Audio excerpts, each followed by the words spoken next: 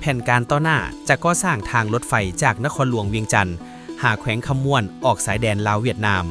วันที่4 พฤศจิกายน 2025ที่ห้องว่าการปกครองแขวงคำม่วนท่านเล็กไหลศรีวิไล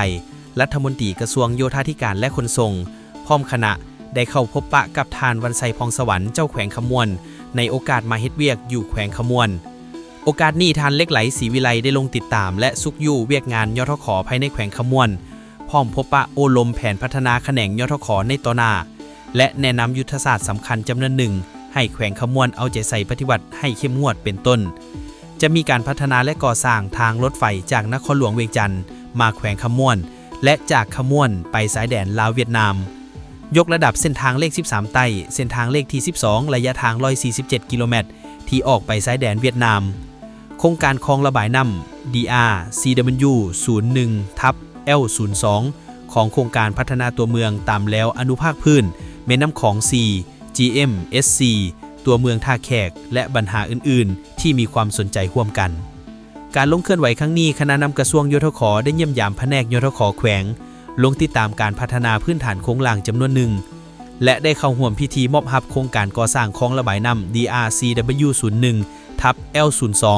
ของโครงการพัฒนาตัวเมืองตามแล้วอนุภาคพื้นแม่น้ำของ C GMSC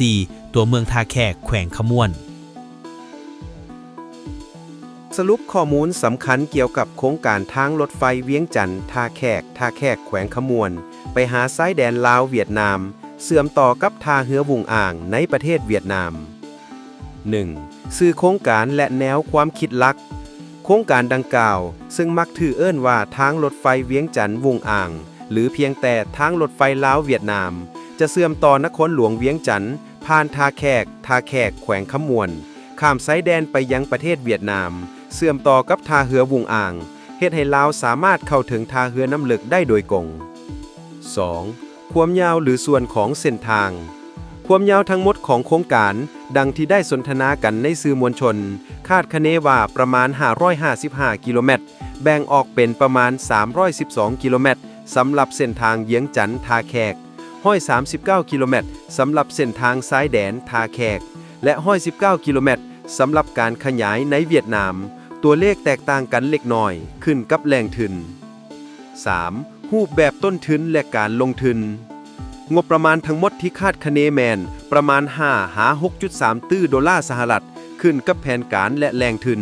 โครงการดังกล่าวกำลังพัฒนาภายใต้รูปแบบการร่วมมือระหว่างภาครัฐและเอกชน PPP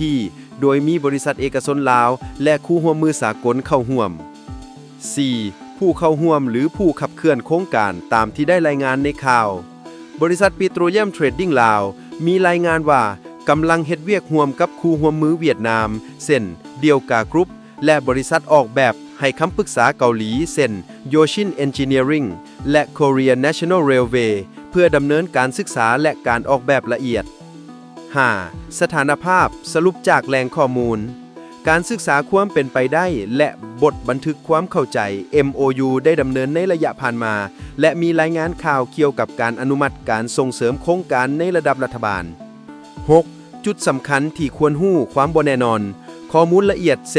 ส้นทางสุดท้ายสถานีขนส่งการซื้อที่ดินผลกระทบต่อสิ่งแวดล้อมและอื่นๆอาจมีการเปลี่ยนแปลงและมักกระจัดกระจายอยู่ในบทรายงานของรัฐบาลหรือนักพัฒนาหลายฉบับตารางเวลาและงบประมาณสามารถเปลี่ยนแปลงได้อิงใส่การศึกษาอย่างลึกซึ้งการอนุมัติจากรัฐบาลและทุนจากคู่ร่วมมือสากลก้อนซุ่มปี 2020แนวความคิดเบื้องต้นและการศึกษาเบื้องต้น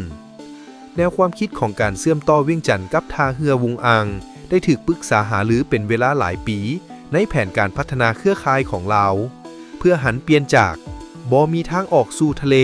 ไปสู่การเชื่อมต่อทางบก 2021 ถึง 2022 การอนุมัติการศึกษาความเป็นไปได้รัฐบาลลาวได้อนุมัติการศึกษาความเป็นไปได้หรือความเป็นไปได้ล่วงหน้า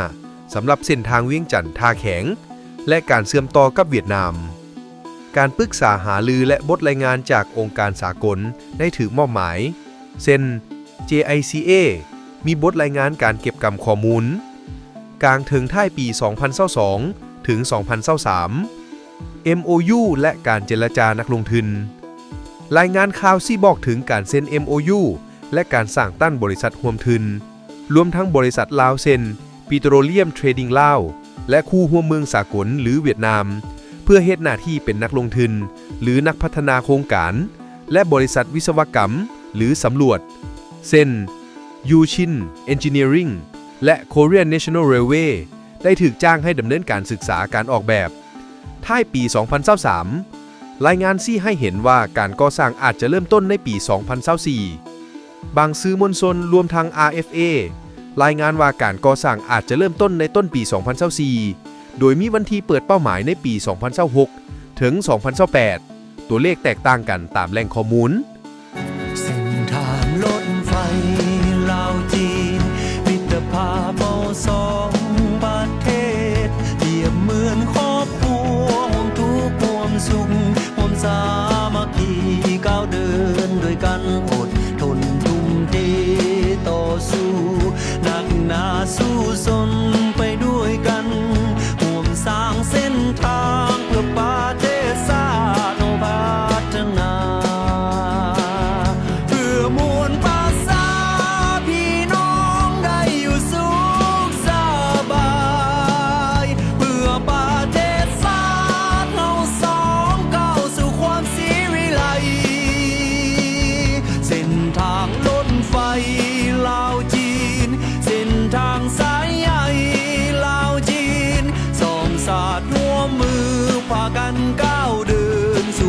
พัฒนา